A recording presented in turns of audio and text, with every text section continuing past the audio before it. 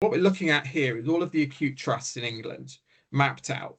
And that x-axis is actually operating expenditure. It's all normalized. And this is actually the units of standard deviations. And on the y-axis, there's activity, how much stuff that they do. And what you can see here on that trend as shown by the line, but also the fact that just some of those biggest trusts are in the low quadrant in terms of the volume of work that they do. Something is very wrong when the more you spend, the less you get. So another way I'd maybe put it is that pain is being evenly distributed across the NHS at the moment in terms of trying to find the savings, but actually the opportunity is very unevenly distributed.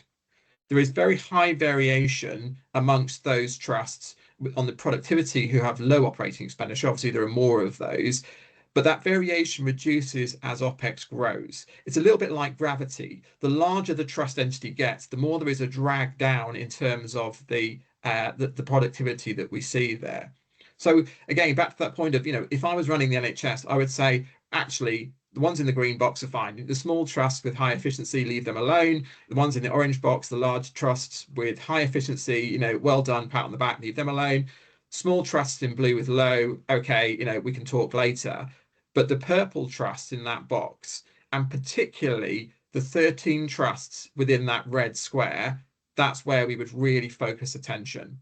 And what's special about those 13 trusts within that red square is that they're all over 1.5 billion a year in operating expenditure. And a bit of math says actually, if you could move those up and to the left so that they meet the average of the other trusts in terms of their productivity, just the amount of stuff they get done, you would save 5 billion a year. And then there's the extra 3 billion a year comes to make 8 that I'll explain in a moment. So you've got your very largest trusts are delivering relatively little in terms of volume of activity compared to the money that they get. That's 11% of the trusts in that box with 26% of the OPEX that they're consuming. And just a point to note is it's not in the overheads. So those larger trusts do tend to get a bit more money for each pound they spend into clinical services. So they tend to spend just over 72 pence of every pound on clinical services, whereas the average of the rest, the typically smaller trusts, is around 70 pence per pound. So it's not an overheads issue, but there is a real challenge there around how much work they do.